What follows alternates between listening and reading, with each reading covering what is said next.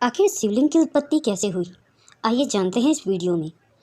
इस पौराणिक कथा के अनुसार शिव पुराण में शिवलिंग की पूजा का रहस्य और शिवरात्रि के महत्व का जो वर्णन किया गया है वह हर शिव भक्त को जानना चाहिए। जिस भी शिव भक्त ने इस शिवलिंग की पूजा का रहस्य और शिवरात्रि के महत्व को जाना है वह शिव जी का सबसे प्रिय भक्त होकर शिव का हो गया। इसलिए शिवलिंग की पूजा के इस रहस्य को ध्यानपूर्वक सभी मनुष्यों को जानना चाहिए और इस कथा को सुनना और पढ़ना चाहिए। शिवलिंग के महत्व का वर्णन शिव पुराण में शिवजी ने स्वयं किया है। पुराण में बताया गया है कि सृष्टि के आरंभ में शिवजी ने 100 करोड़ श्लोकों से सभी पुराणों की रचना की थी। द्वापर युग में महर्षि वेदव्यास जी ने इन पुराणों को संचित करके 18 भागों में बांटा। शिव पुराण 18 महापुराणों में एक है।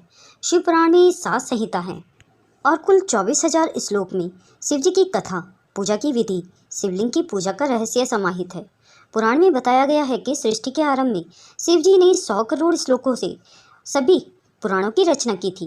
द्वापर युग में महर्षि वेदव्यास जी ने इन पुराणों को संक्षिप्त करके 18 भागों में बांट दिया था। आइए जानते इस लेख में शिव पुराण की कुछ बातें। ऋषियों ने पूछा रहस्य। एक समय ऋषियों के बीच सूत जी पहुँचे। ऋषियों ने सूत जी का स्वागत किया और उनसे शिव जी के रहस्यों को बताने का अनुग्रह किया।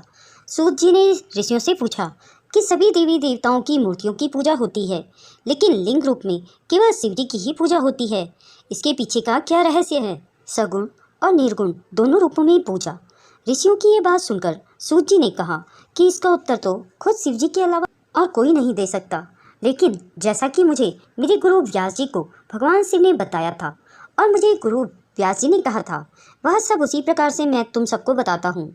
उस समय सूत जी ने कहा कि जितने भी देवी देवता हैं वह सकल यानी साकार रूप में है, लेकिन एक महादेव शिव जी ही ब्रह्मा रूप में होने से सकल और निष्कल यानी निराकार हैं। इसलिए भगवान शिव की पूजा सगुण और निर्गुण निराकार दोनों रूप में होती है। ब्रह्मा और विष्णु जी ने किया था अनुयायी। वेदों में उल्लेख मिलता है कि शिव जी की पूजा का रहस्य बताते हुए नंदी महाराज ने बताया था कि एक बार ब्रह्मा जी और भगवान विष्णु के बीच श्रेष्ठता को लेकर विवाद छिड़ गया था, जिसके बाद देवता शिव जी के पास गए थे और भगवान शिव जी से आग्रह किया कि ब्रह्मा और विष्णु के इस विवाद का अंत करें। शिव जी विवाद का अंत करने के लिए अग्नि स्तंभ के रूप में प्रकट हो गए। इस स्तंभ के आदि अंत का पता लगाने के लिए ब्रह्मा और विष्णु जी ने अपने अपने वाहन पर चढ़कर उड़ चले, लेकिन इसके बाद भी आदि और अंत का पता न चलने के कारण दोनों ही वापस आ गए। फिर शिव जी ने अपने परब्रह्म स्वरूप का रहस्य प्रकट किया। कथा के अनुसार ब्रह्मा जी और विष्णु जी ने भगवान शिव से पूजा योग्य लिंग रूप में प्रकट होने का आग्रह किया। इसके बाद ब्रह्मा और विष्णु जी ने सबसे पहले शिव जी की पूजा की। फिर इसके बाद अन्य देवी देवताओं ने शिव जी के निराकार रूप यानी शिवलिंग की पूजा की। दूसरा तथ्य, ऐतिहासिक प्रमाणों के अनुसार विक्रम संवत के कुछ पूर्व संपूर्ण धरती पर उल्कापात का अधिक प्रकोप हुआ। आदि मानव को यह रुद्र यानी शिव का आविर्भाव दिखा। जहाँ जहाँ ये पिंड गिरे वहाँ वहाँ इन पवित्र पिंडों की सुरक्षा के लिए मंदिर बना दिए गए। इस तरह धरती पर हजारों शिवलिंग मंदिरों का निर्माण हो गया। उनमें से प्रमुख थे 108 ज्योतिर्लिंग, लेकिन अब ये केवल 12 ही बचे हैं।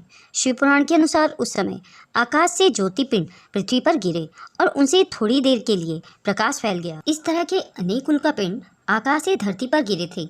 देश भर में शिव के 12 ज्योतिर्लिंग स्थापित हैं और इनकी पूजा की जाती है।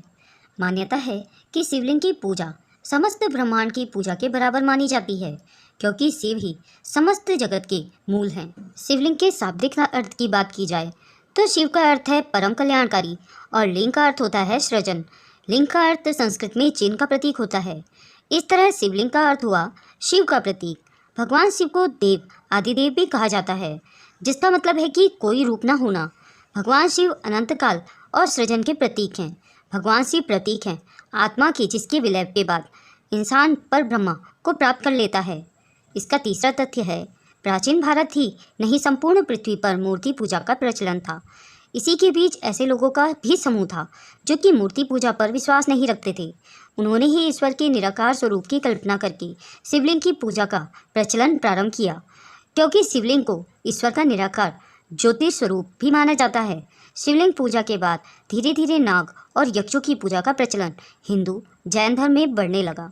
बौद्ध काल में बुद्ध और महावीर की मूर्तियों को अपार जन समर्थन मिलने के कारण राम और कृष्ण की मूर्तियां बनाई जाने लगी। शिवलिंग का महत्व। शिवलिंग के संदर्भ में स्कंद पुराण में आकाश को लिंग स्वरूप माना गया है। शिवलिंग वातावरण सहित घूमती हुई पृथ्वी तथा समस्त अनंत ब्रह्मांड, क्योंकि ब्रह्मांड गतिमान है कि धुरी है। शिवलिंग का अर्थ अनंत भी है, जिसका मतलब है कि इसका कोई अंत नहीं है, ना ही प्रारंभ है। वायु पुराण के अनुसार प्रलय काल में प्रत्येक महायुग के पश्चात समस्त संसार इसी शिवलिंग में मिल जाता है और फिर संसार इसी शिवलिंग के सृजन से होता है। इसीलिए विश्व की संपूर्ण ऊर्जा का प्रतीक शिवलिंग को माना गया है। शिव का लिंग ही निराकार रूप है। मूर्ति के रूप में भगवान शिव की भगवान शंकर के रूप में पूजा होती है।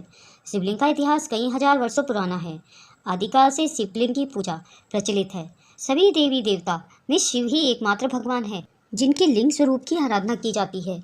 इस संदर्भ में भिन्न भिन्न प्रकार की कथाएं और मान्यताएं हैं। कहा जाता है कि समुद्र मंथन के समय में विष समाप्त करने के लिए शिव ने सारा विष अपने कंठ में रख लिया। शिव का कंठ विष पीकर नीले रंग का हो गया। वह नीलकंठ कहे जाने लगे, लेकिन विष ग्रहण करने के कारण भगवान शिव के शरीर का दाह बढ़ गया। उस दाह के शमन के लिए शिवलिंग पर जल चढ़ाने की परंपरा प्रारंभ हुई, जो आज भी चली आ रही है।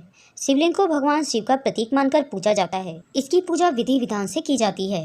हड़प्पा सभ्यता में मिले साक्ष्य, हड़प्पा और मोहनजोदड़ो की खुदाई से मिले पत्थर के बने शिवलिंग और योनि मिले। यहाँ पर एक ऐसी मूर्ति मिली जिसके गर्भ से पौधा निकलते हुए दिखाया गया है। ऐसा प्रमाण है कि प्रारंभिक सभ्यता के लोग प्रकृति के पूजक थे। उस सभ्यता के लोग मानते थे कि संसार की उत्पत्ति लिंग और योनि से हुई। इसी से लिंग पूजा की परंपरा चल पड़ी।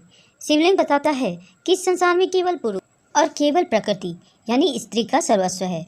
दोनों एक दूसरे के पूरक हैं और दोनों ही समान हैं। दोस्तों, इस वीडियो में अगर कोई त्रुटि हुई हो तो उसके लिए मुझे क्षमा करना। अगर आपको यह वीडियो पसंद आई हो तो कमेंट ज़रूर करें और अपने दोस्तों में शेयर करें। ऐसी ही और भी बहुत सारी कहानियों को सुनने के लिए मेरे चैनल को सब्सक्राइब ज़रूर करें। आगे मिलते हैं नई कहानी के साथ। धन्यवाद।